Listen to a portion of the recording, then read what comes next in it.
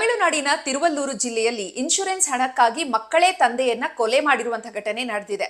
ಹೌದು, ಸರ್ಕಾರಿ ನೌಕರರಾಗಿದ್ದಂತಹ ಗಣೇಶನ್ 3 ಕೋಟಿಯ ಇನ್ಶೂರೆನ್ಸ್ ಅನ್ನ ಮಾಡಿಸ್ಕೊಂಡಿದ್ರು.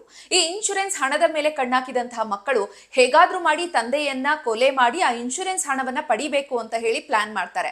ಮೊದಲಿಗೆ ನಾಗರ ಹಾವನ್ನ ತಗೊಂಡ್ ಬಂದು ತನ್ನ ತಂದೆಗೆ ಕಚ್ಚಿಸ್ತಾರೆ.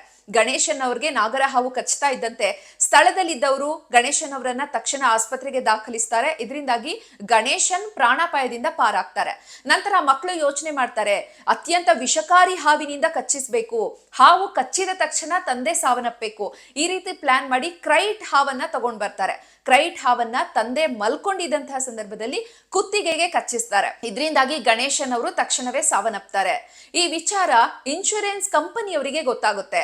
ಅವರಿಗೆ ಅನುಮಾನ ಬರುತ್ತೆ, 1 ವಾರದ ಅಂತರದಲ್ಲಿ ಎರಡೆರಡು ಹಾವು ಕಚ್ಚಲಿಕ್ಕೆ ಹೇಗ್ ಸಾಧ್ಯ ಅಂತ ಹೇಳಿ ಅವರು ಪೊಲೀಸ್ ಕಂಪ್ಲೇಂಟ್ ಕೊಟ್ಟಂತಹ ಸಂದರ್ಭದಲ್ಲಿ ಪೊಲೀಸರು ತನಿಖೆ ನಡೆಸಿದಾಗ ಮಕ್ಕಳೇ ಪ್ಲಾನ್ ಮಾಡಿ ತಂದೆಯನ್ನ ಕೊಲೆ ಮಾಡಿರುವಂತಹ ವಿಚಾರ ಬೆಳಕಿಗೆ ಬಂದಿದೆ.